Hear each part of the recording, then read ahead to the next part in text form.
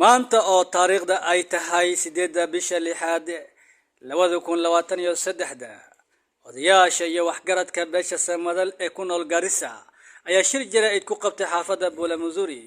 odayaasha ayaa digniin adag oo kama dambaysa ka soo saaray shirka jaraa'id waxayna baaq u direen maleeshiya beeleed ku kacayo falal foolxun. haddaba mid ka mid ah odayaasha ayaa wuxuu dhahay sida tan: meeshan ayaan shir jaraa'id ku qabanay. shirka jaraa'id waxaan u qaban haynaa wax la yiraahdo ogeysiis ama notice afka qalaad. waxaa jirta dhul usmada lahaa oo muddo ay niman maleeshiya dhexda taagnaayeen. dhulkii asaga ahaa waxaan aragnaa dad badan oo iska ordahay oo gadan hayo. marka baaq waxaan u jeedin haynaa dadka dhulka gadan hayo, rag iyo dumar wuxuu rabo ha ahaado, qoysku rabo ha ahaado. waxaan u sheegaynaa sheel guuleed iyo bukurey inta u dhaxayso ilaa inta laga gaaro Jaybura ama Jayga Xaaj Ibrahim sidnaba sidoo u yaqaano. dhulkaas inuu yahay dhul Soomaaliyeed leeyahay, Soomaaliland dhulkiisa inuu ka tagi doonin. marka dadka dhulka laga gadhayo ayaan baaq u jeedin haynaa. waxaan leenahay lacagtiina haddaad ku bixisaan meel cidlo ah hadhow cilaad weydiinaysiin ma jirto. dhulkaas Soomaaliland iska sheel guuleed iyo bukurey ilaa Jaybura inta laga gaaro waa dhul Soomaaliland leeyahay. ninka gado yaan iskugu imaan, hadhow ninka laga gado oo lacag laga qaato dhulkaas yaan iskugu imaan. dhulkaas waa dhul Soomaaliland leeyahay, sana kuma tagi doono. cid qaalan kartona ma laha, cid xoogi kartona ma jirto, cid meel ka rari kartona ma laha. haddii kuwa dhexta taaganna waxaan leeyahay wax kasta wuxuu leeyahay limit. everything has limit. limitku waa la gaari. annagii idinka waan kala baxaynaa. horaan waxaan xushmaynaynay sharciga Kenya, waxaan xushmaynaynay dirisnimada, waxaan xushmaynaynay islaamnimada, laakiin way soo dhamaatay limitkan gaarne. marka mar dhow waan kala bixi doonaa anagii nimanka loo yaqaano maleeshiya beeleed ama macawisley si kasta loo yaqaano. waxaa sidoo kale loogu baaqay dowladda inay dhadhaxaad ka ahaato arrinkani maadaama xal ay u weysay. tutakutana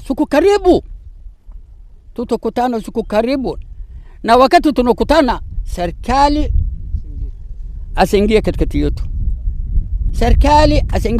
yetu, serikali akaye amani yake hapo.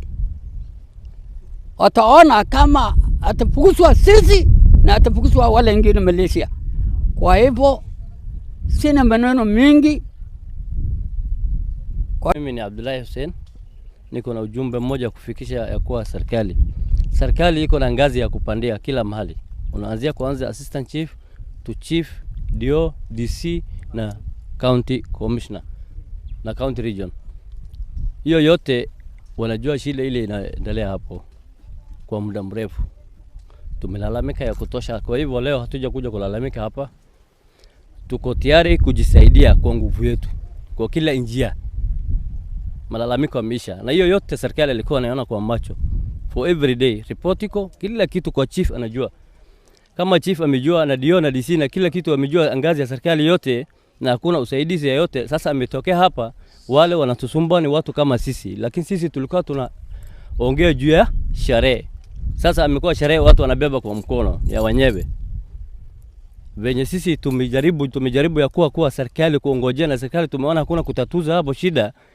Tumejuinua ya kwamba sisi tunatoka na hiyo shida na mkono yetu, si kuomba kwa mkono yetu. Sasa mtu anakaa kwa ardhi yetu anakona bunduki, kwa hivyo sasa tunakaa kama wao na tunatoa na nguvu yetu. Sasa hiyo ndio mimi nafikisha ujumbe ifike kwa serikali. Wale wa ardhi wamenunua ardhi ya wenyewe na wanajua. Wameenda mahali wakiwa na wajambazi wakanunua ardhi yangu, wananijua ni fulani na ya fulani. Na mimi najua vile nitatoa wao. Nilikuwa naongojea serikali itoe hiyo watu na kila mtu akae kwa haki yake. Mkamba akona plot hapo anaweza kaa. Mwingi unakaa. Inakuaje mtu anakuja hapo kutumia nguvu na bunduki?